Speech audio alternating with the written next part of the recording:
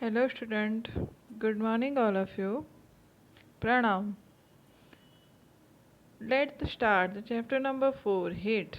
जैसे मैंने आपको ऑनलाइन जब हमने क्लास लिया था चैप्टर 4 एक्सप्लेन किया था, मगर हम पूरा ही चैप्टर वापस रिपीट करेंगे और यूट्यूब चैनल पे आपको अपलोड होगा, तो वहाँ पर आपको क्या करना है, इसको सब्सक्राइब करने लेना है। तो आपको नेक्स्ट जो भी चैप्टर अधूरा हमारा रह जाता है तो आपको वहाँ पर उसके वीडियोस आपको मिल जाए।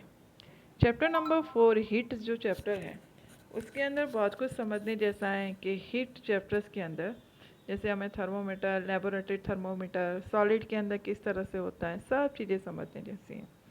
In chapter 3 you learned that is the woolen cloth are made from animal fiber, and you are also knows that the cotton cloth are made from the plant fiber. Cotton cloth किससे बनता है? Plant fiber से बनता है। We wear the woolen cloth during the winter seasons. हम woolen cloth कहाँ पर कब खरीदते हैं? Winter seasons के अंदर। When it is cold outside, क्योंकि outside कैसा होता है? बहुत ही ठंडा होता है और घर में भी गर्म ठंडी लगती है। Woollen cloth keepers warm, woollen cloth हमें कैसा रखता है? वार्म रखता है। And cotton clothes wear is a hot, cotton cloth के क्या होता है कि जब बहुत ज़्यादा गर्मी होती है तब हम वेरी लाइट कलर के कॉटन क्लोथ पहनते हैं क्योंकि वो हमें coolness feeling देता है। You might have the wonder why the particular type of cloth are suitable for the particular seasons. Particular seasons में particular cloth क्यों पहने जाते हैं बोलेंगे? In winter you feel cold inside at the house, and if you come out in the sun then you feel warm. Winter seasons के अंदर जैसे हम घर में रहते हैं तो हमें ठंडी लगती है और जैसे ही हम सन के सामने आते हैं वैसे ही हमें गर्मी लगने लग जाती है। In summer you feel hot even inside the house, summer में दोनों जगह हमें गर्मी लगने लग जाती है। How do we know that is the whether object hot और कोल्ड, कैसे पता चलता है? तो how do we find the hot and cold object in this chapter, that is the we will try to seek answer some this question. आपके जो minds के अंदर क्वेश्चन चलते हैं कि हम किसी भी चीज़ को कैसे आइडेंटिफाई कर सकते हैं कि कौन सी चीज़ हॉट है एंड कोल्ड है। In our daily life, we come across the number of an object, some of them hot and some of them cold. जैसे कि टेबल में भी आपको बताया कि आइसक्रीम जो होती है वो कैसी होती है? कोल्ड होती है। स्पून इन टी स्पून, जैसे टी स्पून होती है कि जो चाय के कप में है तो वो कैसी होगी? हॉट होगी। फ्रूट जूस कैसा होगा? कोल्ड होगा। Handle of fry pans may be a possible, गर्म भी हो सकता है क्योंकि अगर गर्म कर रखा होगा तो गर्म होगा। Eat the some of them are cold and tea is hot and ice is cold. List of the use commonly table in 4.1। Do not touch the object with do hot, बहुत ज़्यादा हॉट ऑब्जेक्ट होता है तो आपको उसको touch नहीं करना चाहिए। Be carefully while the handling in the candle flame or the stove. We show that the some objects are cold and some are hot. You also know that the some object hotter than other and colder than other. काफ़ी सारे बहुत hotter होते हैं, काफ़ी सारे colder होते हैं। How do we decide which the object is hotter than other? We often it by touching the object. But it is our sense of touch is touch से ही हमें रियलिटी समझ में आती है। And there is the activity 4.1 के अंदर हमें वही समझाया गया कि हमें क्या लेना है, इसमें 3 मार्क्स लेने हैं। इससे नेम द लेबल्स नेम करने हैं ए एंड बी, एक के अंदर कोल्ड वाटर, एक के अंदर हॉट वाटर और एक के अंदर मिक्स अप ऑफ वाटर। जब हम राइट हैंड लेफ्ट हैंड मतलब लेफ्ट हैंड ए मग के अंदर डालेंगे, राइट हैंड बी मग के अंदर डालेंगे तो हमें पता चल जाए कि कौन सा हॉट है कौन सा कोल्ड है। और जो मग सी का वो जो वाटर होता है वो ल्यूकेम वाटर होता है क्योंकि ना तो वो ज़्यादा हॉट होगा ना ज़्यादा कोल्ड होगा। वह बूझो कंफ्यूज हो गया, बोले कि यार सुख और के ये तो हमने चलो टचिंग से हमारे सेंस ऑर्गन से हमें पता चला, तो हमें कोई भी ऑब्जेक्ट को अगर पता लगाना है कि ये हॉट है कोल्ड है, उसका टेम्परेचर क्या है, तो कैसे पता चला लगाएंगे? बोले कि the temperature is measured, the device is called the thermometer. ये थर्मोमीटर से हम पता लगा सकते हैं। तो थर्मोमीटर के लिए हमारे 4.2 में बताया गया measuring the temperature, temperature measuring करने के लिए किसका यूज़ होता है?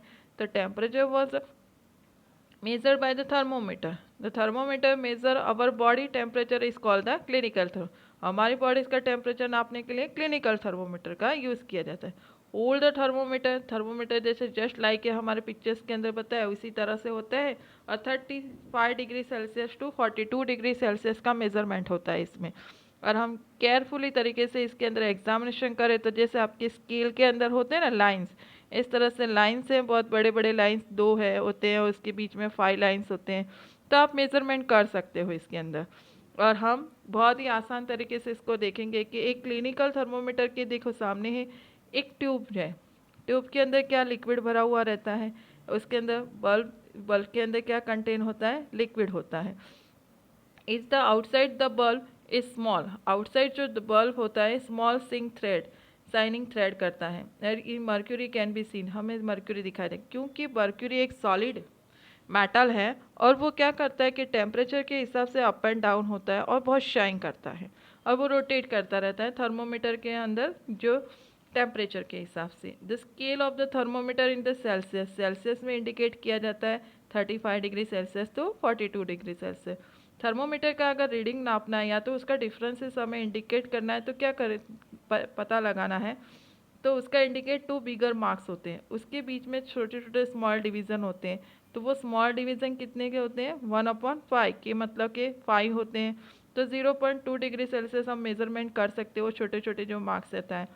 वॉश द थर्मोमीटर को हमें वॉश करना चाहिए एंटीसेप्टिक सॉल्यूशन से सबसे पहले, फिर उसको क्या करना चाहिए, होल्ड द फ्रीमली, फ्यू जग्स हमें दिखाई देते हैं, the jugs bring the level mercury, mercury में पहले लेवल लाओ, लेवल लाओ और 35 डिग्री सेल्सियस फॉल हो जाए, फिर उसके बाद में हम क्या करेंगे कि हमारे टंग के नीचे under your tongue and after 1 minute take a thermometer out, thermometer का आउट कर दो and note the reading, this is your the body temperature. और ये हमारी बॉडी का क्या होता है, टेम्परेचर होता है।